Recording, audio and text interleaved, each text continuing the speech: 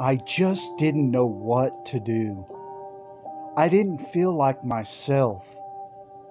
I would wake up every morning dreading the day. Then the depression would set in. What is wrong with me? What has happened to me? I just couldn't get it together. Then I found vinyl tracks, and it completely changed my life.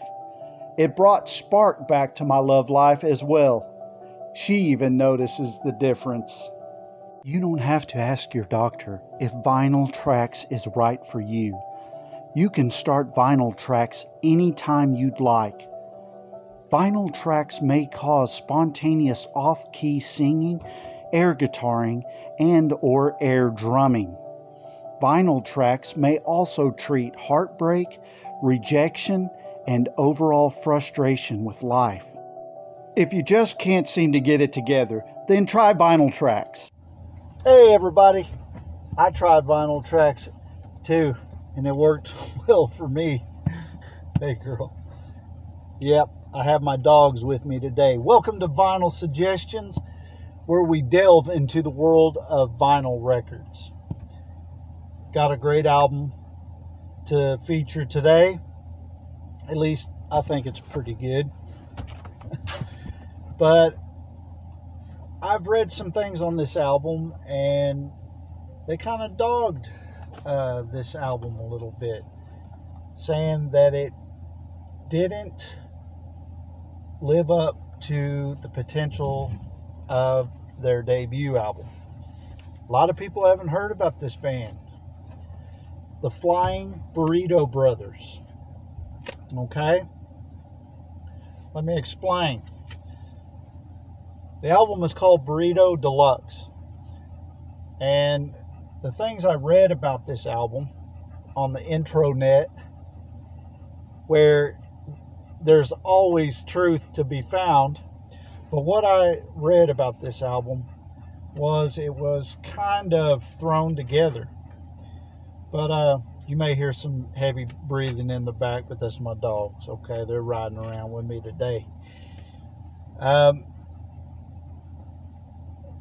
Their first album, The Gilded Palace of Sin,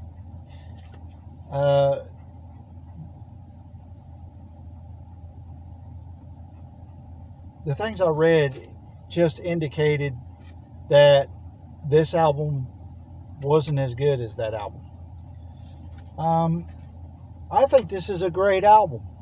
I really enjoy this album. So that's why I put it on Vinyl Suggestions.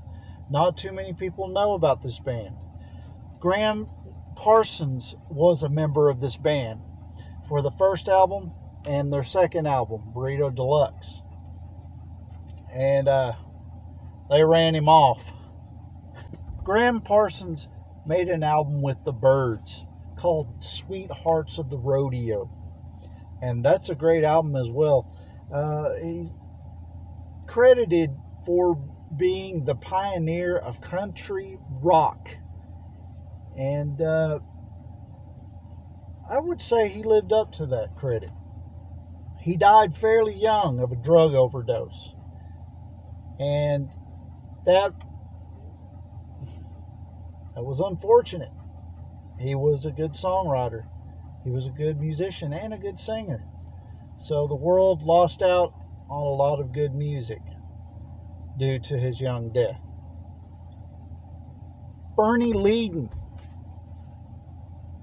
I don't know if you know who he is, but he was a member of this band at this time. He eventually became the lead guitar player for the Eagles. Yeah, you might have heard of that band, huh? Don Henley and those guys, Glenn Frey, Don Felder, Joe Walsh, Randy Meisner, and Timothy B. Schmidt. Yeah, you know who I'm talking about. Let's take a look at the artwork here. It's just a shot of a couple of burritos, one with a little razzle-dazzle on there. Little razzle-dazzle. Pretty simple design. Then you got the Flying Burrito Brothers over here, just kind of waving hello, you know. Hello, buy our album, listen to it. It's pretty good. That's what they're saying over there. I think. Yeah. And then back here, we have a picture of all the guys. And it looks like they're kind of folding their hands to pray. They're like, let's pray this album sells. Which it didn't. It was a commercial flop. So I'm kind of in a weird position here, y'all. I'm kind of in my car. It's windy outside. I usually try to shoot outside, but it's windy today and hot, really hot. So anyway, let's take a look at the old vinyl record. Man, that's what we're here for. We like them vinyl records, don't we? Okay, try not to glare it here. It's just that common black vinyl with the A and M label. Remember A and M records? Yeah, I think they've been out of the game for quite a while now. But this one's 180 gram vinyl. Pretty heavy. I think I pulled a muscle lifting this record out of there.